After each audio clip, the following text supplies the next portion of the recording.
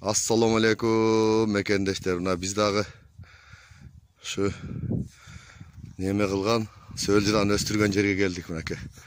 Ушул жерден баштап ошол навеске чейин мына сөл жыландарды азыр көрсөтөбүз.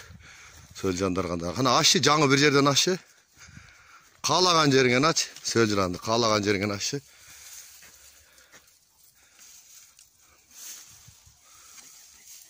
Мынакей. Мына сөл жылан. Каалаган жериңен. Дагы бир жерди аччы. Каалаган любой жеринен ача бер. Көңүлүң каалаган жерден ач. Ошол жерден көрсөтөйлү. Сайып туруп аркага каңтарсаң, сөл жыландар айтат кандай экен. Мынакей туугандар. Мына ушундай. Дагы бир 5-10 метр басып туруп, каалаган жеринен ач, любой пакалдын алсын ач. Сөл жыландардын жиштигин көрсөтөбүз. Ушул жерден ача бересиң, каалаган жериңен ача бер. Алып туруп чалкасынан таштасаң жакшы көрүнөт. Любой каалаган жериңен ач.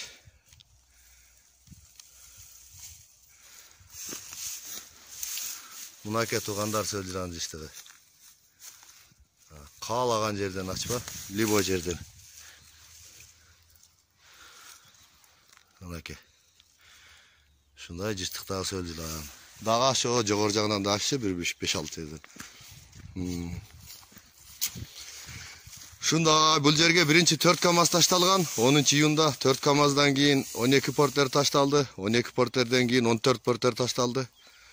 Дагы заготовка кылып койдук бул жака. Мынакей туугандар. Ушундай жыштыкта каалаган жерден, любой жерден ачса, ушундай чыгат. Ушундай жыштыкта болсо, ушундай. Сөл жылан жакшы дейт да. Алча каалаган жериңен ач, любой жеринен ач. Куда кааласа биздики любой жеринде жиш. Сөл жылан канча жиш, канча көп болсо, биогумузду да таза иштейт, и тез да болот.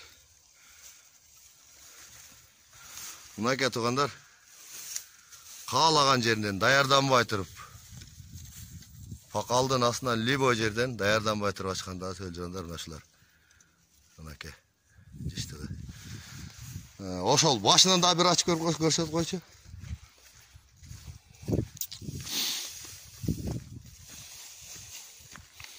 Каалаган жеринен, любой жеринен ач.